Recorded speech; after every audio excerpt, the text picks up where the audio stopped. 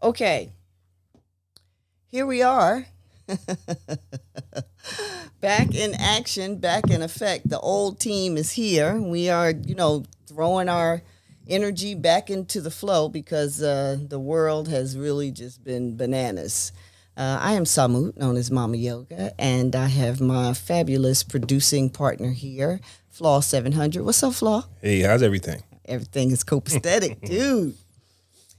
So it's great to be back. It's been quite a while. Lots of life challenges have happened, and we're rolling with the flow and keeping our energy strong and high, and just here to assist and share wisdom teachings from ancient African culture, but indigenous culture especially, to our community, our listening community.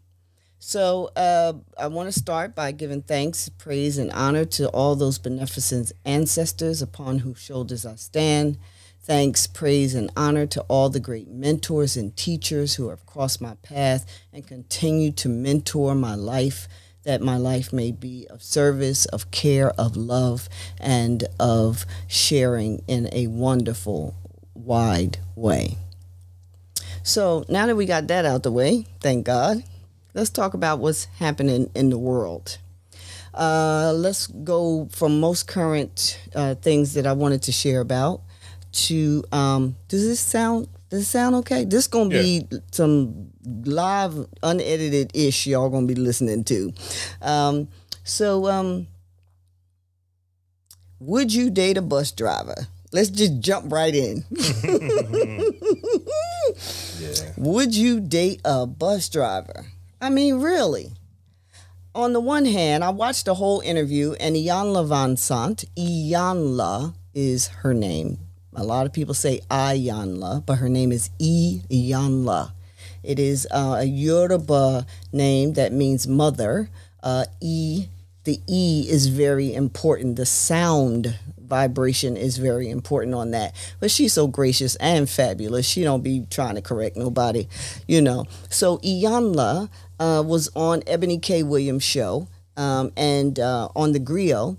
And I watched the whole thing. And Iyanla has been a mentor of mine for probably 30 plus years, a virtual mentor. I don't mean to imply that she has directly mentored me.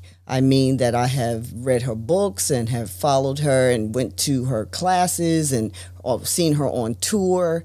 And, her style of care and well-being and, wisdom has informed and indeed shaped my life. She is my mentor, right? One of my mentors.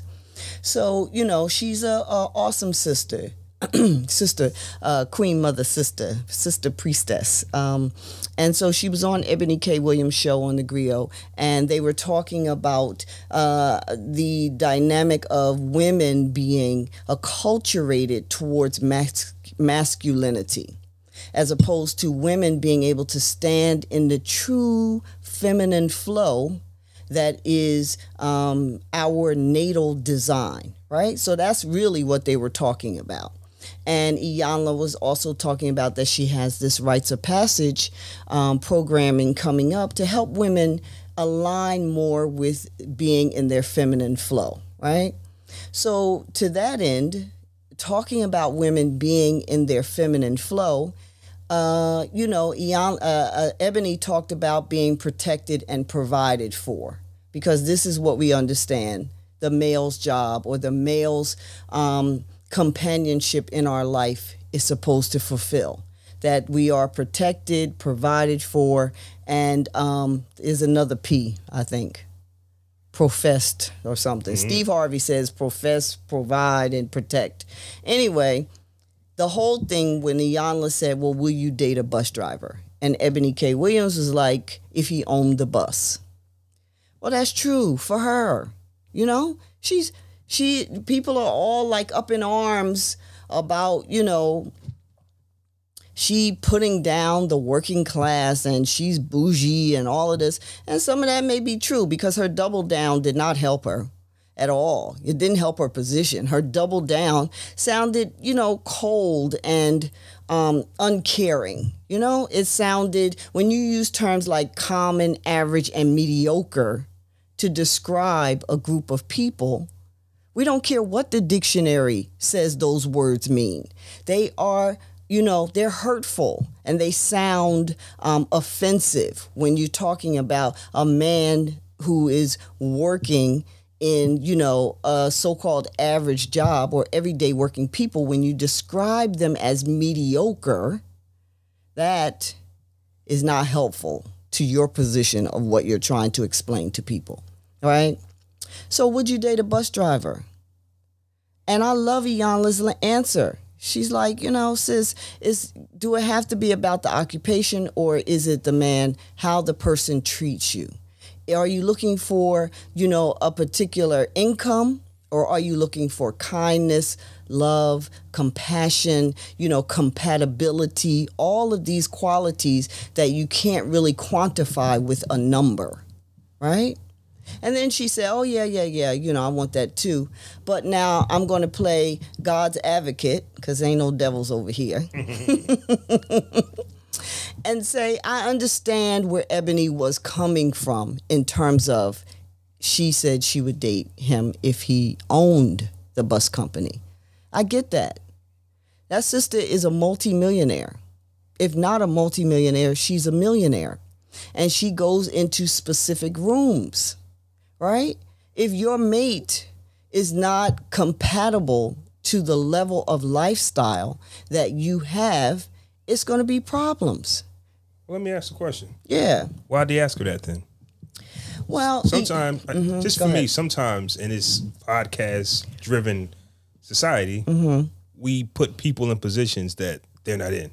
So to ask a multimillionaire or mogul, somebody whose significant other better not have a 9-to-5, right? Because you can't even compliment me on my lifestyle. Let's just say I want to go to the Bahamas. Do you have to ask your boss to take off 2 weeks? Right. That's not what I want to do. So for them to ask her that is just, if she answered in her truth, that's her truth. Which she did. But unfortunately, the audience aren't millionaires. Right. There's a lot of women out here who just want, to be loved. They've been single for a long time and they want what they want. And I would date the bus driver, and their energy is, and I'll let you continue, but a lot of the energy is, well, why don't you be the missing piece that he needs? A guy might be thinking, because, think about it, a guy gets a job at the transit, or he thinks he's doing something great. Then a woman comes into his life and says, well, why don't you apply to own the bus? And then the guy goes, I never thought of that. Right. And that kind of builds a relationship on its own. But to ask this young lady that, she's far past that. So just depends on who you asking. Right. No, I your point is so well taken, Flaw. And the to expound on that from my perspective, Iyanla was asking her about a shift in focus. That's really where she was trying to go. So she used a bus driver, and I get it. Of course, Ebony K. Williams, it's lifestyle mismatch. You date somebody who is, a blue collar or, has a everyday working job, and you are in these rooms at the White House luncheon, and, you're communing with millionaires and all these top people. Your partner may feel a certain insecurity, or a certain pullback on his own capacity, But Iyanla really was trying to get to, are you looking for a number or a character? That's really where she was trying to get to, And I agree. You should, pursue relationships for the most part based on, the other intangibles. Is he loving? Is he kind? Does he do what he say he's going to do? That's a big one for me. The minute a mug try to show up, let me just put some stuff out there now. My previous partner, very successful, but he don't never do what he say he gonna do. Oh, I'm gonna do this and I'll help you with that, or look, I got you over here, I got you. And it has not ever been, of course we're not together anymore now, but part of the dissolution of the relationship was the fact that I could not count on his word to me. That's a big no-no for women, because we want to open up. All these manosphere groups out here talking about a woman need to be submissive and follow and do this kind of thing.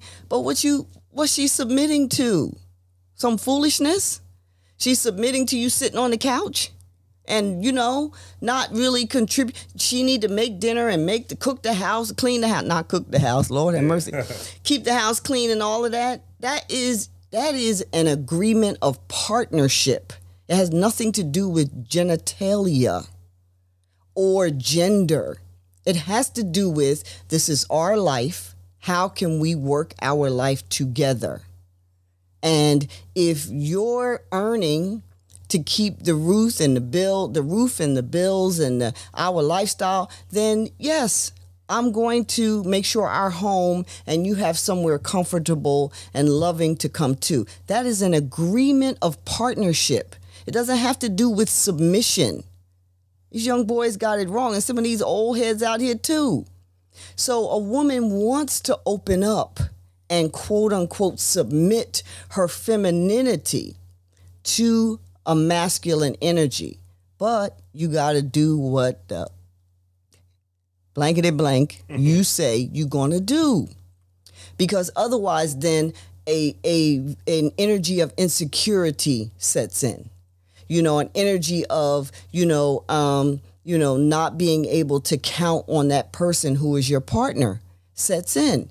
And you don't open up. You don't open up as a woman. You don't, really share the fruit of your heart with that person because they're not really showing you that you can be vulnerable in that way.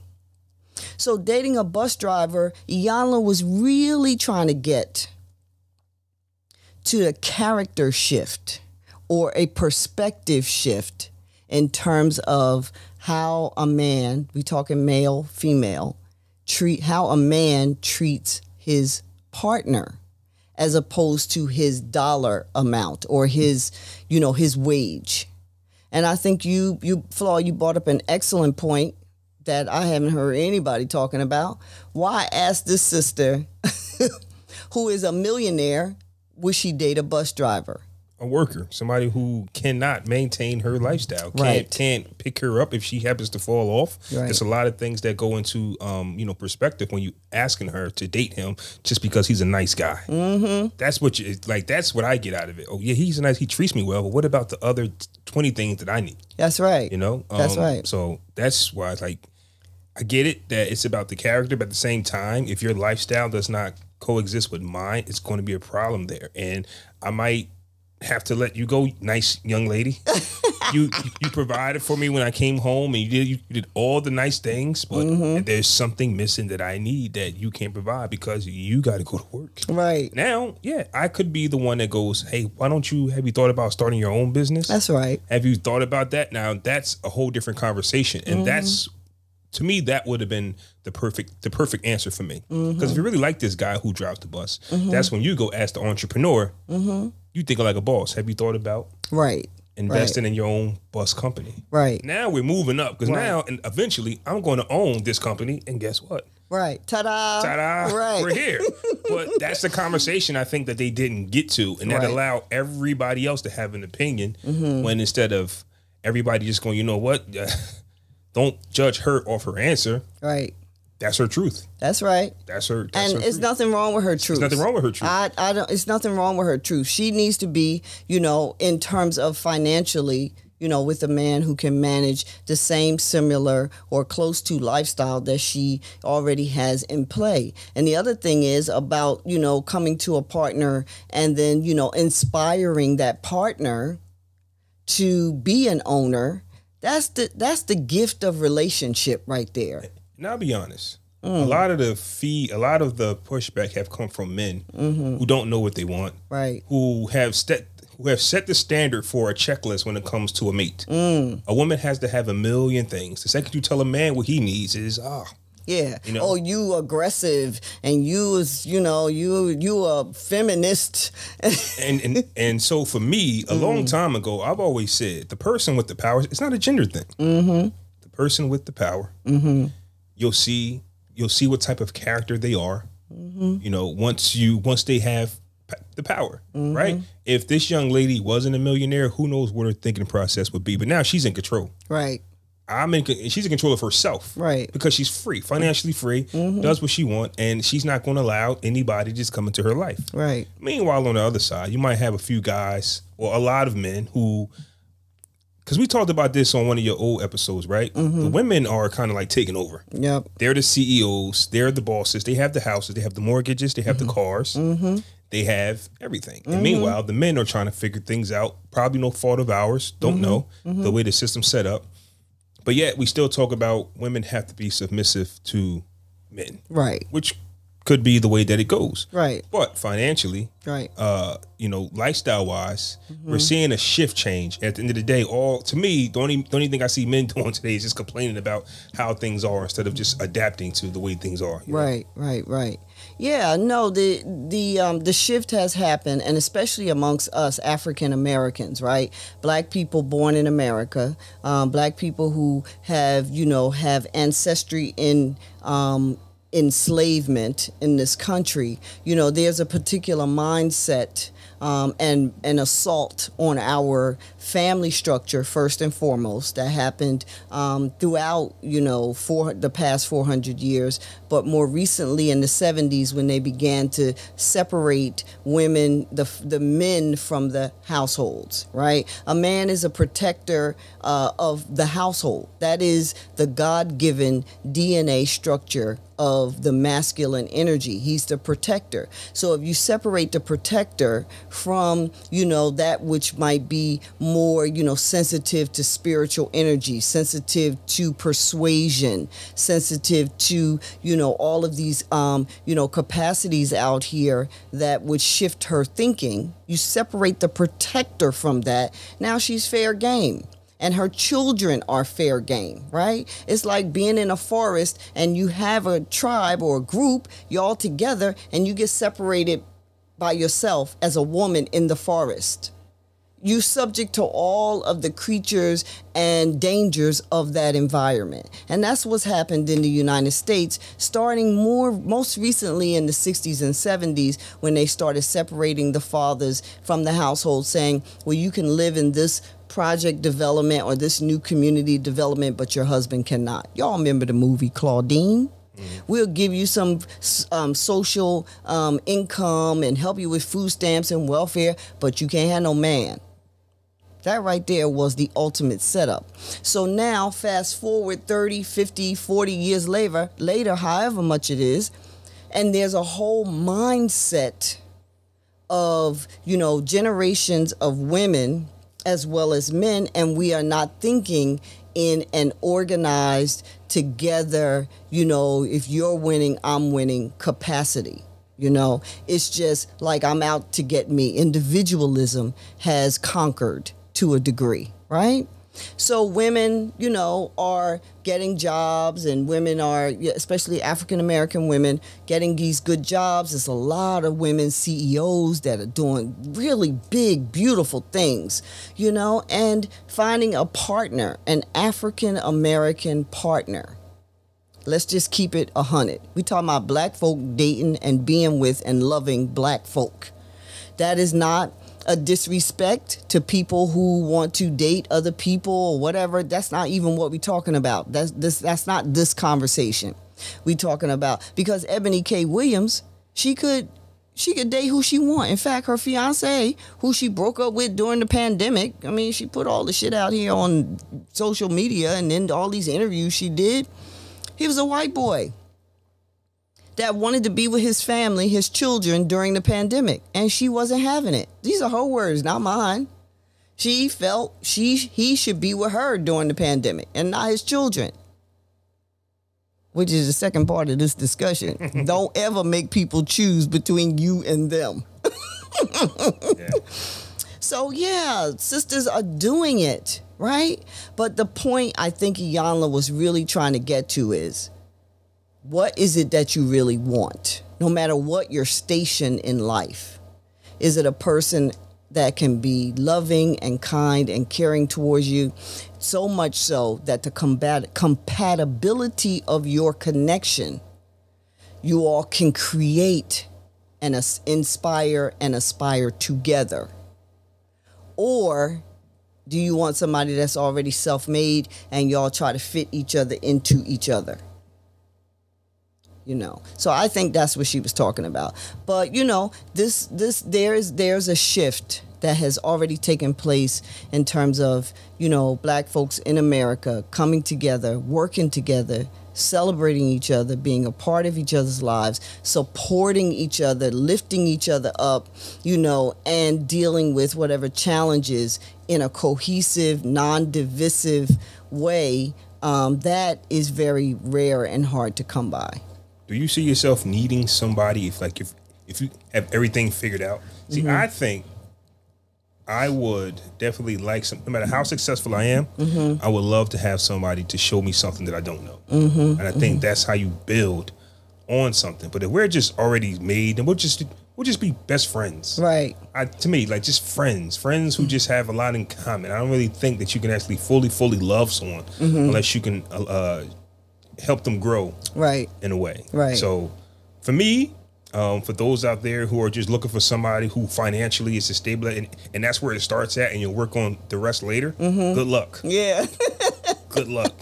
Oh, you got to be a CEO too. What about everything else? Well, I hope he has the rest of the qualities, but he's a CEO, and that's all I care about. Yeah. Good luck with that. Yeah, good luck with that for sure. I mean, there's a pool, but it is, especially if you talk about black folks, black men, it's a narrow pool, you know. And, you know, you can say what you want about Kevin Samuels. I'm not sitting up here cheering on Kevin Samuels because I think his delivery was salacious and harsh and brutal and not necessarily, it didn't need to be that way, but that's how he found his fame, you know, by kicking black women in the teeth. Well, you know, we could talk about that a little bit because Kevin Samuels had a career before he became blunt and nobody paid him any mind. Yeah. It wasn't until he turned up to where people thought he was this new guy on the scene. No, he's been doing this. And his first, for me, when I learned about Kevin Samuel, his first mission was just to talk about men, period. Right. And not in a crazy way, but just men. Didn't work. Once again, when you bring women into it, especially black women, us. When you bring black women into it,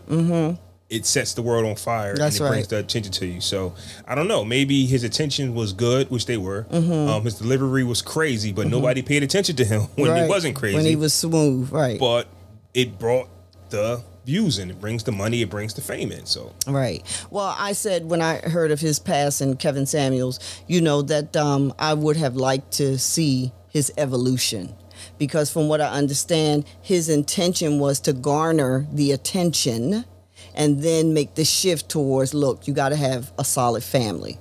Family is everything. That's what I understand. Once you get the audience right. That's right. He was to pull in, you know, the attention, and then once he got the attention, he was going to shift the conversation towards, look, what I'm really saying is family is everything. You need a partner in your life. You out here doing everything all your own, you stressing, you know, no, you need a family. But here's the thing.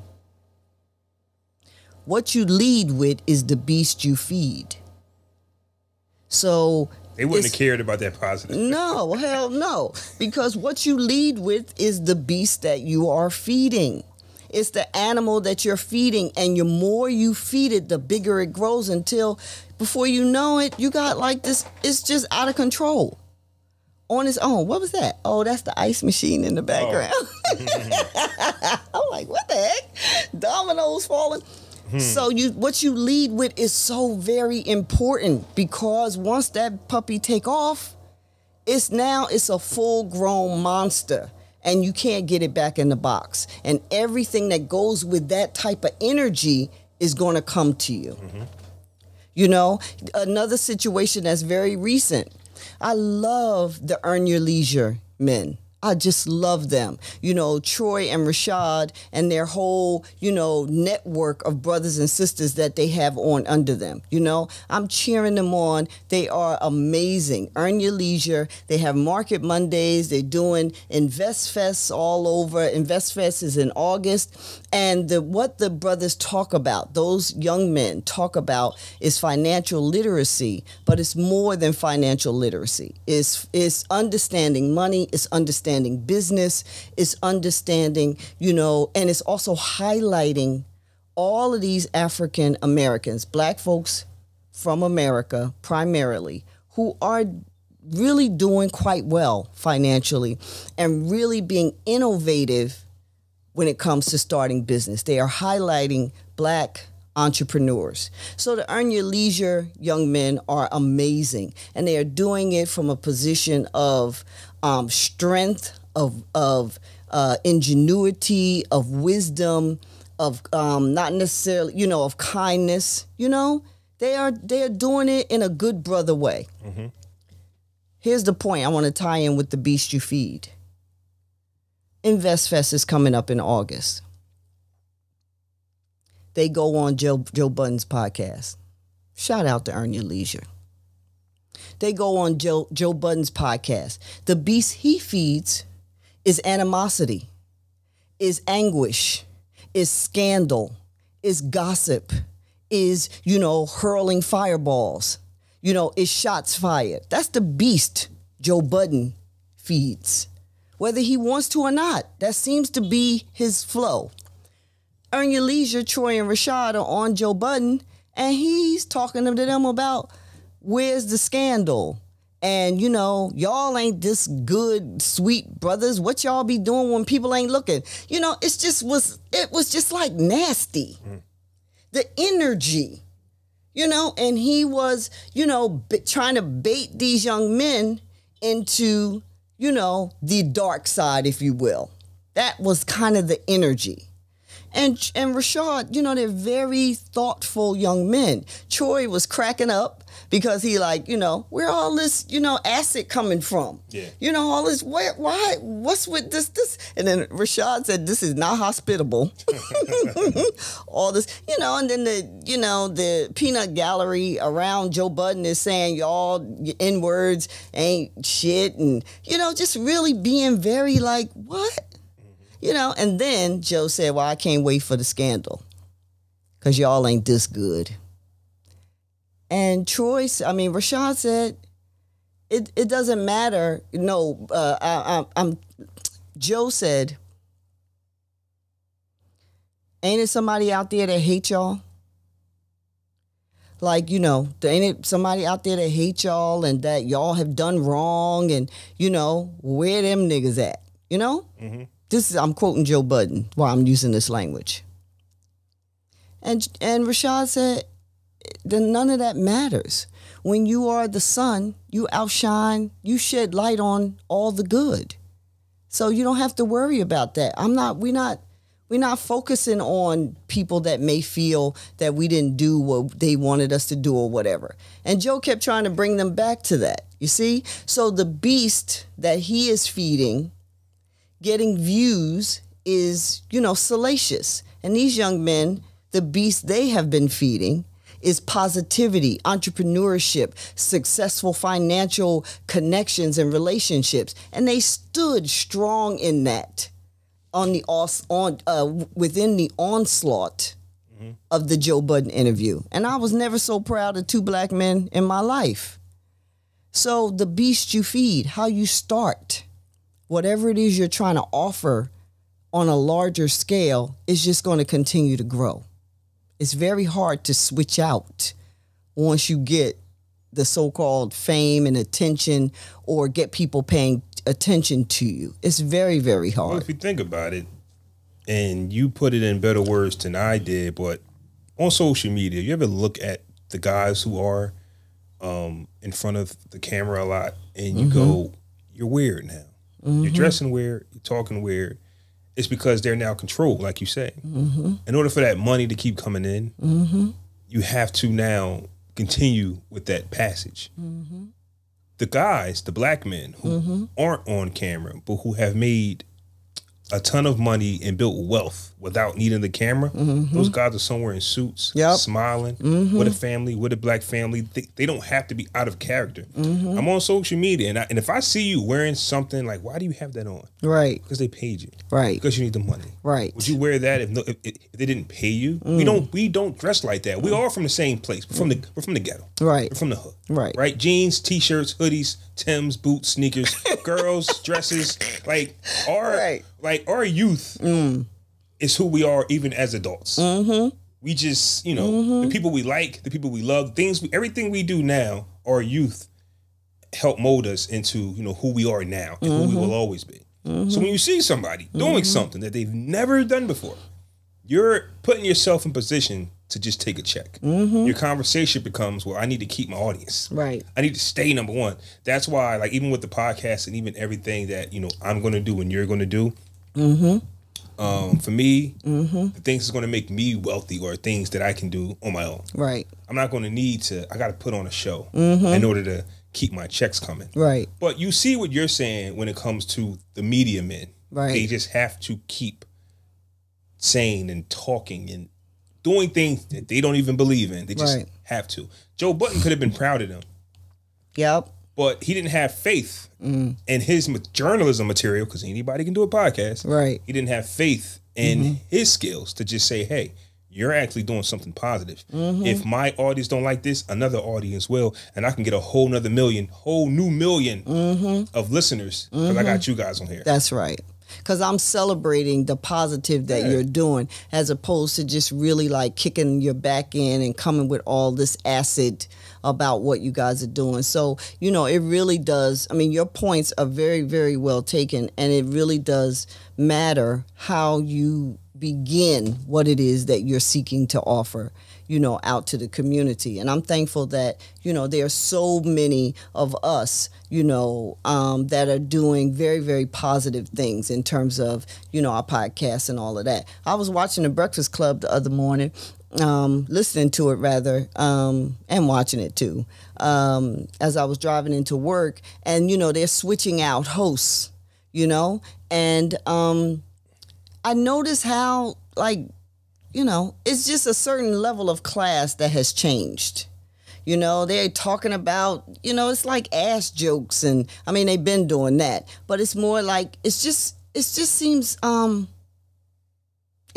more ratchet and horrible, It might have been depending on what episode you was watching. Yeah. There was this one young lady, I'm not going to say her name, but she is so terrible. But she actually came to Trenton like a few weeks ago, and she's a horrible artist. Horrible. And the Breakfast Club did get a lot of flack. Like, why do you have this person on? But their energy is, and I was actually going to bring the Breakfast Club up as a good example of that. Yeah. The Breakfast Club, which I like to listen to, depending on who you have. If you look at their numbers, they'll do solid numbers across the board. Yeah. But on Monday, let's say you have the Leisure Boys on there. Yeah. Some people will watch it, right? Yeah. And other people go, it's not for me. Then you'll have Ratchet on there. Yeah. I'm not watching it. Yeah. But they've built their brand up so that, hey, Monday through Friday, I'm going to see what you got going on. Whether I tune in, that's two different things.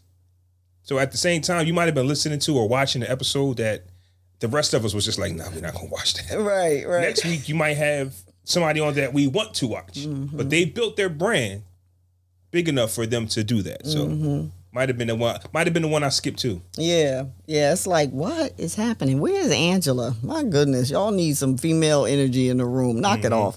But I wish them nothing but success as well, But, this media thing out here is very, very strong, and it is influencing. People could say, oh, this is just music, or it's just TV, or it's just a movie. But that's not how your mind, body, and energy works.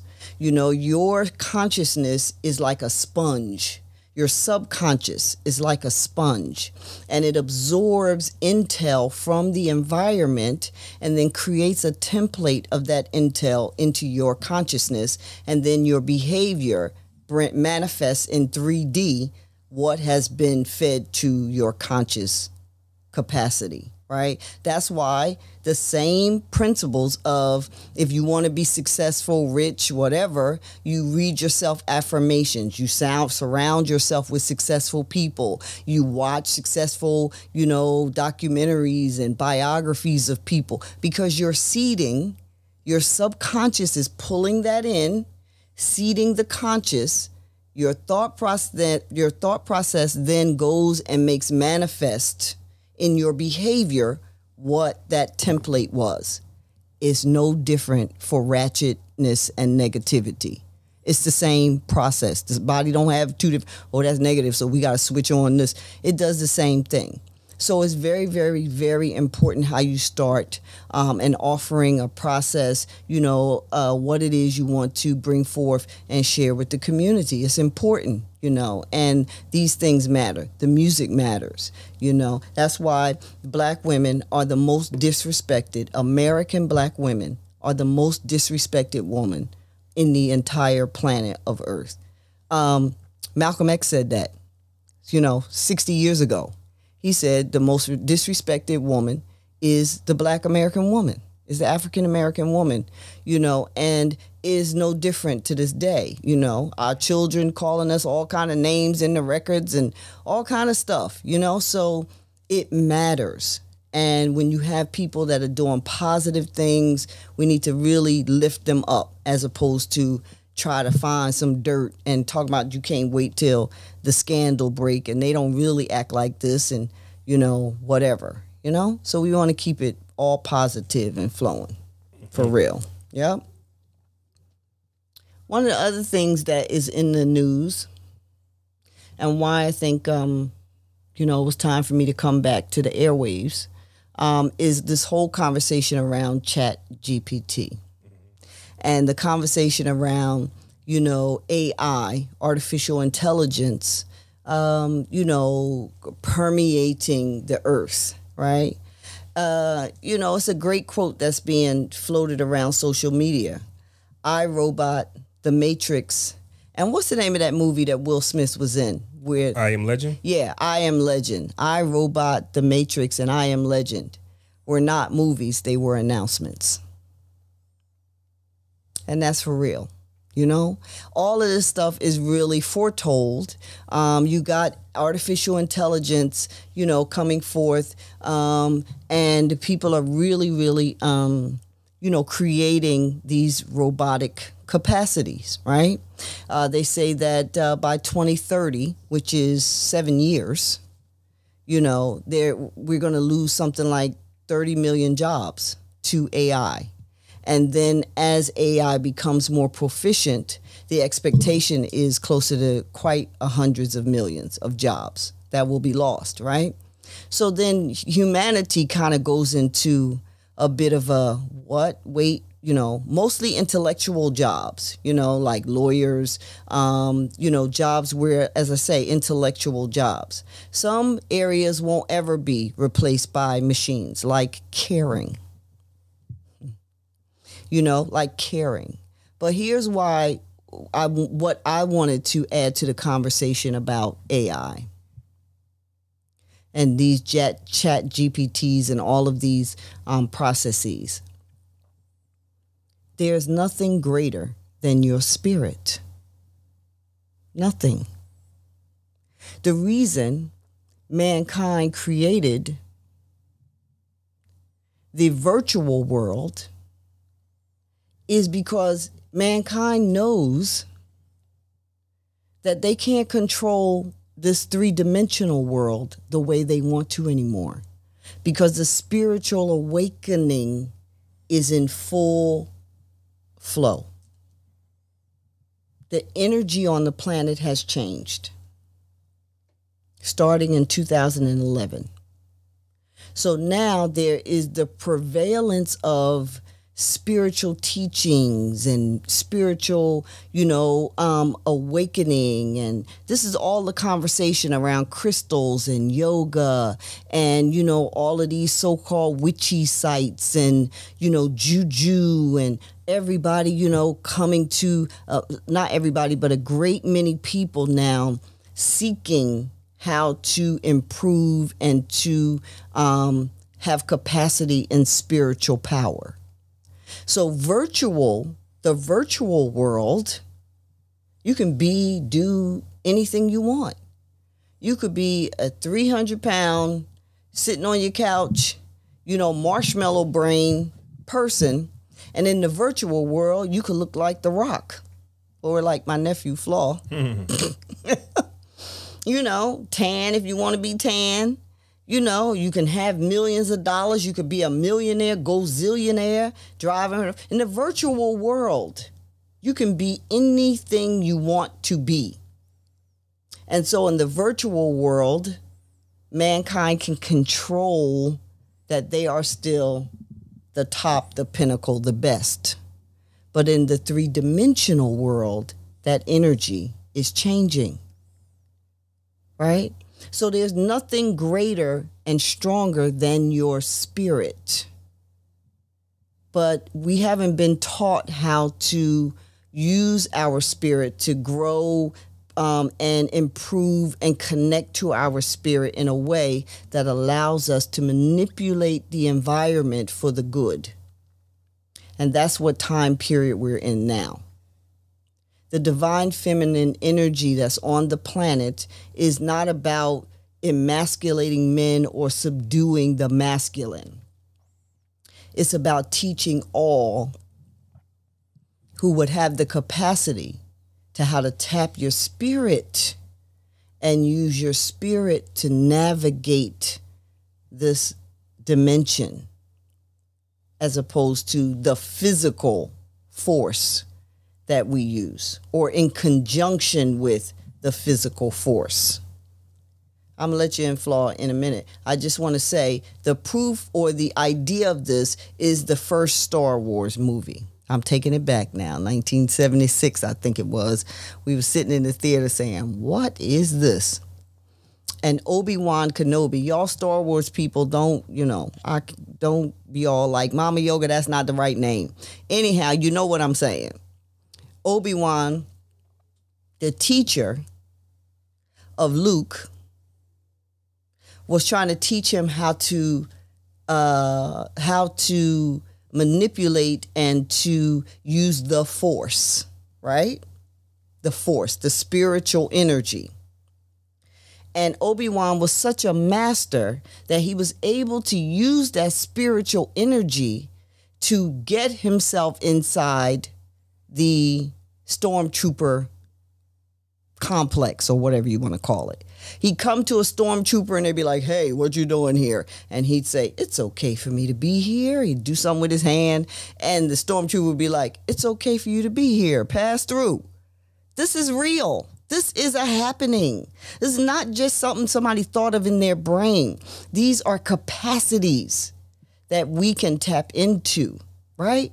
I always say when I teach the children, Avatar the Airbender.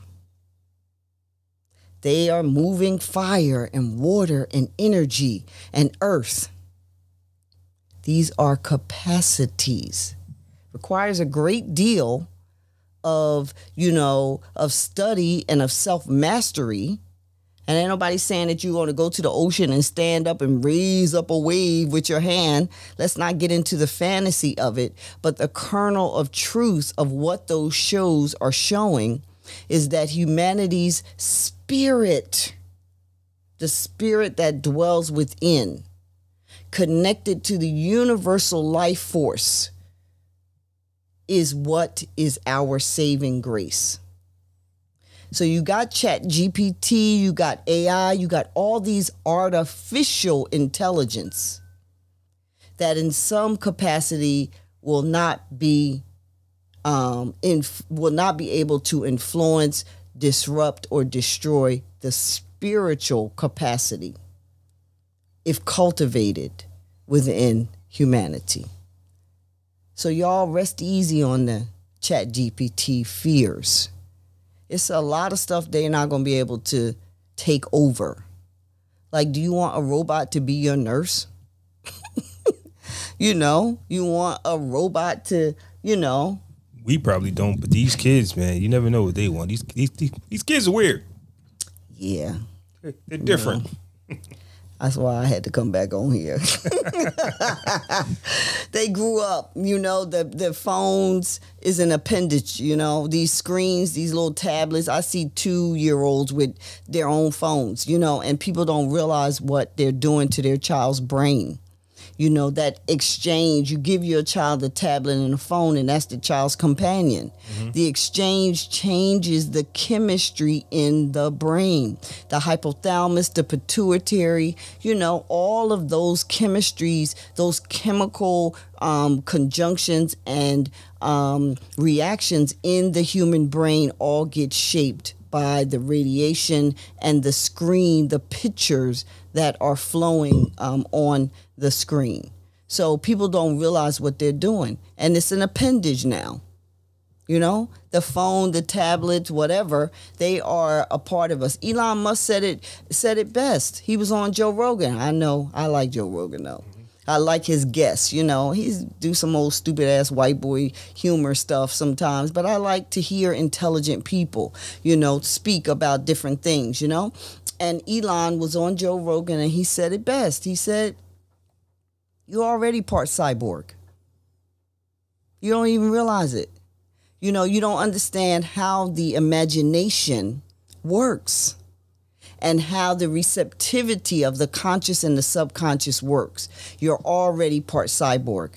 Every time you go get your phone, it's already in your DNA. It's already there." You want to hear something spooky? Yeah. You probably felt this before, and the listeners should probably felt this before. You can have your phone far away from you, and you can feel your pocket vibrate, and you reach and your phone's not there. What kind of phone you got? What's an iPhone? Not literally feel it, but for some reason you still feel like it's ringing. You feel like it's ringing, but your phone's not even ringing. Mm-hmm. But you'll get that, like if your phone is in your pocket, you feel it vibrate, you check it. Yeah. You can put your phone somewhere else and feel your leg vibrate, and you think it's your phone. Your phone's not even on you. Yeah. Yeah, that's weird. And it's to his point. You cyborg, you. Yeah. Yeah. Yeah, it's to his point. So we already part cyborg. And the thing we can't give up is the capacity to know our spirit and to increase our relationship with spirit so that the spirit, that intuition is not mechanical. Mm-hmm. Because that is what you're talking about, where you feel your phone, but it's not on you. That thing is calling to you. Yeah. You know what I'm saying? It's a being, an entity. As I say, I'm going to go need to get a new phone, and it's going to be an iPhone. But, and so how do you, Mama Yoga, you talking about getting to more connected with your spirit. How do you do it? The first line is meditation and yoga.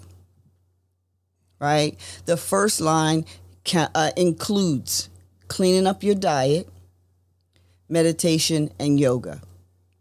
Turning off your devices periodically through the day, going without your device periodically. Put the damn thing down. Train yourself. It's hard because, like you say, you can even feel the thing if it ain't on you. But you got to at least try to get to the first line. And I'll say this. You're not missing anything. The reason why your phone is attached to you because you feel like you're missing something. You go on Facebook, there's nothing happening. It's got to be something happening on Instagram. Mm-hmm. You scroll for a while, it's nothing happened. It's got to be something on Twitter. Mm-hmm. No, it's got to be something on YouTube. No. Let me go back to Facebook. It's got to be something. Mm-hmm. And that's where I think a lot of us, even me, you feel like you're missing something. You're going to miss an important, and it can be something important. Mm-hmm. I've missed phone calls and text messages. For some reason, your phone doesn't ring, but you got the ringer on, or you got your watch on. It's supposed to catch everything. And you miss something. You might miss a text message that's important. Mm-hmm. So you get comfortable with that, saying, "Well, I might miss something, so let me keep checking the phone." And literally, you're on there for hours. Not me. I definitely have like a self check. Like, you know what am I doing? Put this thing down. Right. But it's that fear of missing something. That's right. Missing out on something. Yeah, and that's a whole, psychological thing now. The FOMA, fear of missing out. Yeah, fear of Fear of missing out, whatever it's called, right? That thing. It's a whole psychological thing because the young folks was jumping off of bridges and shit because of the FOMO, social media influence, into, that's what I'm talking about, the young brain. The human brain is not fully formed until about 28 years old.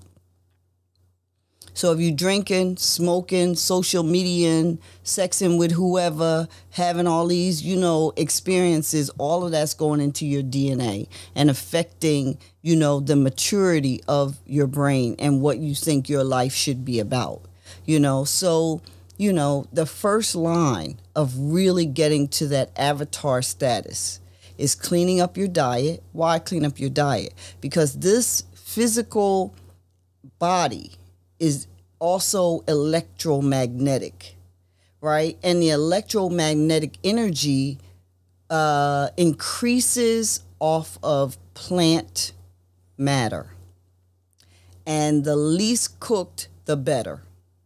The living plant matter, right? So if you're eating, flesh, that is already dead. There's nothing, it's just really a placeholder. Your body is doing the best it can by extracting what it can in terms of minerals and vitamins and, protein and all of that. But unless you killed it directly yourself, drained it and butchered it, you don't know how old that flesh is. And dead flesh creates dead flesh. Death creates death. Life creates life. So the electrical energy that is in your body that helps you move into a closer, more stronger connection to your spiritual magic and your spiritual power is aided by electrical intakes such as plants, fruits, and vegetables. Part of why the devices that we use are, really detrimental is because the electrical energy in those devices, they short circuit our own capacity to be electrically connected to universal energy. I hope I'm making sense here. Right? It's like you're holding on to something that needs a lot of power. So while it's in your hand, it's drawing the electricity out of your body, right? That thing is drawing your electricity. And then that short circuits your hypothalamus, pituitary, and all of those glands, the third eye energy that helps you connect to the higher sources. So that's why we say first line is put the device up several times a day. Just put it up. We know it's a part of our lives. We know we're using it. We know we're going to be checking social media. We're going to be checking this, seeing if somebody called us, whatever. But you have to be intentionally put that bad boy up and then commune with your own energy. Try to eat as much plant and fruit and vegetables as you can, and the more raw, the better. And then really learn and lean into, as a throughout the day practice of meditation, and do yoga for stretching and aligning the chakras and the energies. And that's Avatar 101. That's spiritual connection 101. That is how you're not going to be succumb to the whole ChatGPT AI, because you got God's intelligence. You don't need artificial intelligence. They need artificial intelligence because they can't control this sphere anymore. That's why they created virtual reality, and that's why they created artificial intelligence, because they cannot control GI, God's intelligence, which is housed within particularly melanated people.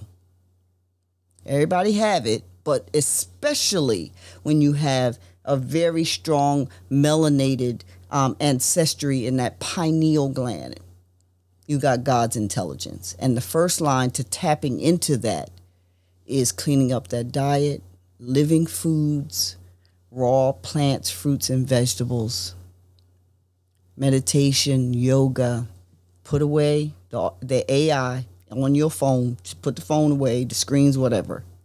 and lean into connecting to that source energy for real.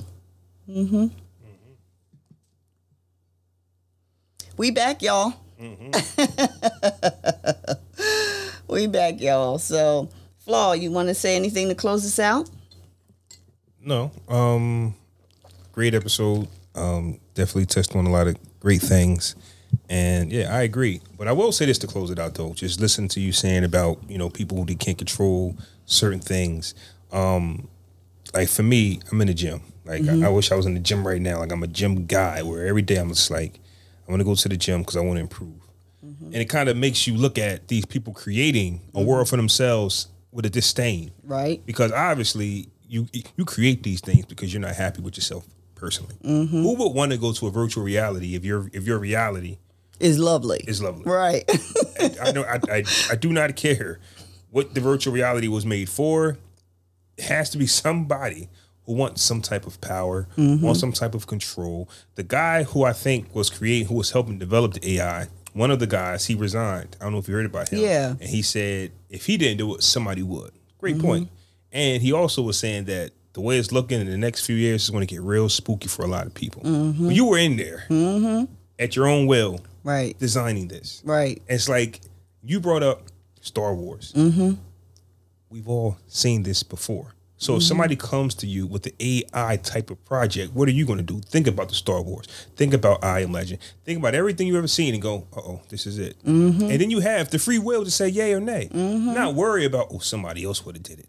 Now this guy wants to quit because he's helped create a monster. Right. I just don't got no respect for none of those type of people out there, especially when, for me, like I said, when I wake up in the morning, I get up in the morning, I want to create my reality with my hands. Right. With my mind. Right. You know, with my spirit, with all of that. I'm going to make the adjustments that I need. That's my reality. Right. You can't be me or somebody who thinks and feels like me and get excited for a virtual reality. Right. Oh, tomorrow I can go sit on the couch with a six pack with abs of steel and the greatest health. Right. Right. You know, I'm the person that goes out there and works for it, regardless of how long it takes. Right. I'm going to strive for it. I'll be 40 in June. That's right. And I dedicated, you know, at least the last 30 days, the last month or so, I've kind of been, you know, adjusting. One thing that I wasn't going to do was cold turkey anything. That's how you lose. Right. But I've been adjusting. So come May 16th, that gives me 30 days. Right. Of, by the time I turn 40, I want to be in the best shape of my life. Right. That's the goal. But I'm going to do it with the hands. With going to the gym, with my entire body, not no virtual reality, not no AI, not no Photoshop pictures. I mean, it started a long time ago. Surgery, or I'm like, I look, or I'm going to go get this, I'm going to get that, I'm going to get that. I can't lose weight, I'm going to go get the surgeries. I've never been none of those type of people, man. So. Well, we give thanks. We give thanks, and we cheering you on to your 40th. Oh, Lord have mercy. Flo, you about to be 40. My 40. Goodness. My goodness. Oh, man. Not to keep it going, but I bumped into a guy in the gym, and I had no idea how old this guy was, but he looks great. And he was just telling me he's 69. I said, you got to be the greatest, you got to be the best 69 looking man I've ever seen. Yeah. You know, he takes care of himself. Yeah. Doesn't eat any meat. He's telling me about this store on Route 33 behind ShotRite where they have all types of herbs and. Oh, you talking about Black Forest Acres? Yeah. Sounds like right. Yeah, that's it. I've been going to them for 40 years. I need to go check them out. Yeah. He said that's where he goes, and he's in the gym just doing everything that I do. And he's 69, he about to be 70. Yeah. You would think, and I brought that up because me about to turn 40. You could think that this is how 40-year-olds look. It's not. No, it is not. It is not. I got around. I don't know what I was watching or what I was doing, but I actually got to see some people who can't stand up right. Right. Who can't do certain things when they turn 40. People say, man, you look great for your age. And I let it go. I let it go over my head because I don't know nothing different. Right. Right. So, but when I do get to see people who are 40 and they don't look like me, it's kind of like, whew, yeah. This isn't guaranteed. You know? I mean, everybody, you know, people are just in really bad shape. They are in bad shape physically, mentally, energetically, and it's environmental. I was having this conversation with one of my clients during this past week. If everybody or the majority of people have illness, diabetes, obesity, heart disease, it's environmental. It's not genetic, because we don't all have the same genetics. Yeah. It's not your ancestry. It's your kitchen. It's your air. It's your consumption, what you're watching on TV. All of that speaks to the cells of your body and your mind and your energy, all of it. And it informs, again, going back to that subconscious, conscious template that gets, infused with what you are consuming, your environment, and all of that. Not to mention the food is crap. It ain't a week go by where they're talking about how they done invented some stuff, and now they're supposed to be injecting or putting the vaccines or the RNA vaccines into food, especially meat. They're starting with ground meat. So it's like, and that's the change. It's what people are eating. The majority of people, when you're overweight, you're obese, is not the fact that you don't eat as much or whatever, but it's actually a state of malnutrition. So what is happening is your body is walling off that food, those calories, into fat cells. The fat cells are actually, hormonally based storage capacities. That's what fat is. In times, and I know we was going to say we was closing out, but we just, Flaw opened up something, in times of ancient times, our bodies were designed to store resource. And that's what fat is.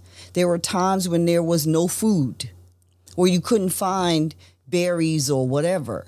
And so when you did find some, you would eat the whole bush, or you eat all of the herbs, or you get the woolly mammoth or whatever and keep it, for as long as you could eat it. And then there were times where there was nothing to eat. So your body, this great, magnificent being that we've been created, would then pull from the stored fat on the body.